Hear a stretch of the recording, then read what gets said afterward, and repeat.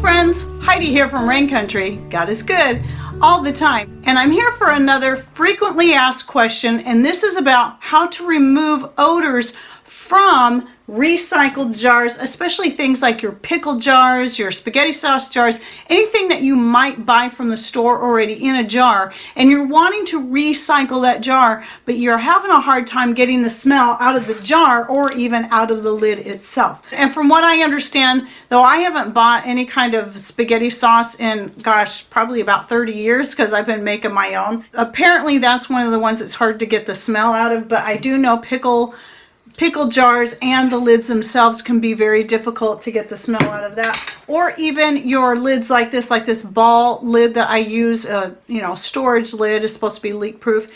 I use these for things like when I'm fermenting. Now this one had been used on fermented garlic, and it did have a very strong garlic smell to it, and I'm working on getting that out. So I'm going to talk about the methods I've used. This one still has a faint odor of garlic. I'm not really worried about it, but I know the next step I'm going to do on this to make it work. But first, let's start with the step that I used to get the smell just this morning out of this jar. This jar, we don't go through pickles very quickly, but I do have pickles on hand for the summertime when I'm making potato salads and hamburgers. I had this one, I'd washed it out not too long ago, but didn't take any specific measures to try to get the pickle smell out. I just put it away. I actually put the lid on it after it was dry. And normally what I would do is leave jars like this open for a long period of time and just let them air out, both the lid and the jars themselves. Now, a couple of people recommended, and this is just an excellent idea, if you have a place where you can put your jars and the lids that they can get direct sunlight, sunlight is excellent for killing odors in just about anything. So if you're doing cloth diapers, cloth wipes, cloth feminine napkins, these are things I always try to hang in the sun whenever it's available, which isn't very often here in Rain Country because we have almost constant cloud cover. A lot of people in the UK could probably relate to that. So sometimes when I look at people's UK videos, I think, gosh, do they live in Forks, Washington? Anyway, so yes, sunlight should work really good. Now, I haven't tried it yet because we get very little sun, so it's just not something I think of. But that should work pretty well. Or even simply just airing it out for a long period of time. It might take days, weeks, even months, but that could work. However, this morning, I tried something. I don't even know why I hadn't thought of this before. I've used vinegar in the jars before. The vinegar on its own doesn't seem to work really great at getting the odors out. But one thing that's really good, and I've known this for a long time, and we've done this when we've bought used cars that kind of had either a dog smell or a cigarette smoke smell in them that was hard to get out, was simply by taking baking soda and making, like, I would take old socks and put baking soda inside the socks after we did a real thorough clean of the vehicle, and then stick that baking soda under the seats of the vehicles and just let that sit in there. And that baking soda does help soak up bad odors. It does the same in your refrigerator, as I'm sure a lot of you know. So what I did with this jar just this morning, because it still had that pickle smell, and I can't believe it's gone. I can't smell pickle at all. I haven't done it with the lid yet, so I'm going to show you with the lid. But what I did with this was I sprayed my homemade citrus vinegar inside the jar, and then I sprinkled some baking soda. And I tried that just with the mix. I also did that with this lid here, is I sprayed some homemade vinegar in there and put the baking soda and just let it sit for about an hour, and then rinsed it out, and was amazed at how well it worked on the jar. Now the plastic is a little more porous, so it's going to be a little harder to get smells like that out of plastic, but I did get most of it out. This, like I said, the smell is very, very faint. So I'm probably, since I don't have any sun again today, I'm going to go ahead and try doing that again with this.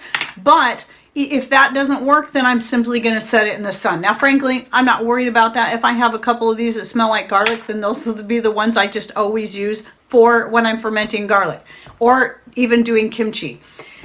But anyway, so what I'm going to do is I'm going to show you how I did that with the jar. with the jar, what it is, I sprayed it in there, sprinkled the baking soda in there, and then took a dish rag and then just wiped it around in there real good, spreading it around to all areas of the jar, and then just let it set. And then I rinsed it out. And again, I couldn't believe how well it worked. I think an hour tops. I know I let the lid sit longer, so that might have been a couple hours. This might have only been sitting for half an hour even. And if that hadn't worked, I would have then tried sitting it in the sun next time we actually had a place where the sun was shining. So let's go ahead and do this lid, and just to show you real quick how simple this is. Now, anybody that knows about vinegar and baking soda, vinegar is an acid, baking soda is a base. So in other words, baking soda has a very high pH where your vinegar has a very low pH. So they're opposites. Thus, when they're combined together, they're gonna fizz. Around here, we get a certain kind of mold that builds up on our vehicles. It's black. It's not the same kind of black mold some of you are thinking of. It's more of a mildew, and it can build up on your rigs, and especially on your camp trailers, your RVs. And the only thing I found really effective to take it off was the combination of the baking soda and the vinegar, but you have to work fast because how they react. So let's go ahead and do this. So all I do is simply take the vinegar and spray it into the lid like that. Then I'm going to sprinkle just a little bit of baking soda in there. Hopefully you can see what I'm doing. And then I'm going to spread that around with my finger. And if it's a little too dry, then you can always just spray a little bit more vinegar in there. And it's fizzing right now, and that's good. That means my vinegar is doing it, and the baking soda are doing what they should do. So I don't know if you can see that. It's kind of, the light might not be good enough. It might be too bright actually, but it is fizzing. And then just let that set for 15 minutes, an hour. I'd say just let it set as long as you possibly can. Just forget about it and then come back and then try to clean it out. So I'm going to do the same thing again with this lid. I'm going to spray that vinegar in there and then sprinkle some baking soda in there. No set measurements, just do it. Just blend them together and then spread that around and let it sit. Now this one is definitely a little drier, so I'm going to spray just a little more vinegar. You can kind of hear it fizzing, which is what it should do. It's the reaction, the acid and the base. And so I'm just going to let that sit, forget about it. And then what I'll do is when I go to edit this video, I'll go ahead and add in text right here how this turned out, especially with this one, to see if we had the same results. My guess is it'll probably be easier to get the smell out of this lid because of the liner in there. The type of liner they put in lids like this usually is not going to soak up the odors as badly as your lids like this are, the plastic like this. So I'll just update you in text here. And then I want to talk a little bit about the jars. So all these jars you see right here are recycled green olive jars. Now I don't have any problem for some reason with the green olive, these jars. I just wash them up and they don't have any smell left in them, at least none that I've noticed. And so, in fact, let me smell. This one's not sealed, so nope, I don't smell any, doesn't smell like green olives. So you'll see there's two different types of jars because the shorter, stouter one is the garlic and jalapeno stuffed green olives. And then the other one is the Spanish olives right here. And this one's a little taller and just a little narrower. So these two here are vacuum sealed. I didn't bother vacuum sealing this. This one's grits, and it was kind of cool because the bag that the grits came in actually fit perfectly around the jar itself, so I could just use that as a label and know what this is. So anyway, that's what I got there. Right here I have pistachios. These are vacuum sealed, and these are walnuts, and they've been vacuum sealed, both using my vacuum chamber right here. But we do sell these on the store. These are just the 4-inch pipe ones. We don't have any 6-inch ones yet, but that is the size you'll need. You'll need the 6-inch pipe for this kind of jar. However, I'm not concerned about that. And that also includes your half-gallon jars. Those would need the 6-inch piping rather than the 4-inch to be able to vacuum seal those jars in there. But this does all the jars I need it to do. I don't vacuum seal, well, I rarely vacuum seal anything into my half-gallon jars, and then I just use the Food Saver top since I do have the wide mouth one. And then, and yes, this holds wide mouth jars. It doesn't matter the mouth size of the jar, it's the jar size itself that matters. So as long as it's as it will fit. Like all these jars fit in there, quart jars fit in there just fine, any kind of pint jar and half pint and so on.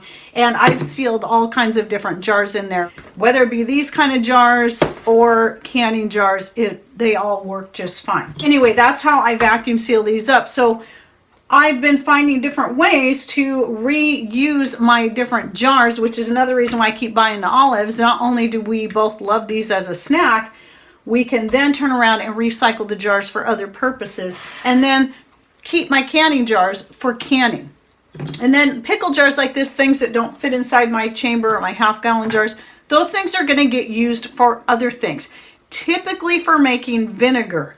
And this one is probably a little smaller. I like the bigger pickle jars. So this one's a little smaller than I'd want for making vinegar. But if I just want to make a trial, just a small size vinegar, just trying something new to see how it turns out, like I did when I did the first batch of banana peel vinegar, then I might use that for this. But this is also a good jar for reusing for fermenting, for making kimchi, or also storing anything else that you're not concerned about vacuum sealing, because I'm not concerned about vacuum sealing these grits. I can easily stick it in my chamber and vacuum seal them, but there's actually quite a bit of things, even the nuts themselves, I really don't think necessarily need to be vacuum sealed. There'll be some that I'm working through that I'm not going to keep resealing. But for long term, just to be on the safe side, I do like to vacuum seal them just to keep them fresher. But you got to remember, these lids like this, even this pickle jar lid, it does get a nice tight seal even just with a hand tight. So there's a lot of things. You could put pasta in here and not vacuum seal it. There's a lot of things you can store in jars like this. So this is why a lot of people are looking at trying to get the odors out of their jars, so when they reuse them for other things, they don't all come out smelling like pickles, or even tasting like pickles. All right, well, I hope you found this video helpful, and I do have another video in the FAQ about, I think it's in the FAQ, maybe it's not, I think I thought it was last time, but I do have a couple other videos about recycling jars. I will link to those down below, as well as the whole FAQ playlist if you would like to check out some of the frequently asked questions that I've so far answered, and I'm always adding to this playlist as I go. So keep the questions coming, because not only does that give me great ideas for some more content to put out, but it makes it easy for the next time somebody asks a question, I can just link them to the video. Okay, well, go ahead and share your ideas down below. How do you get the odors out of your recycled jars? Thanks for watching. Take care and God bless.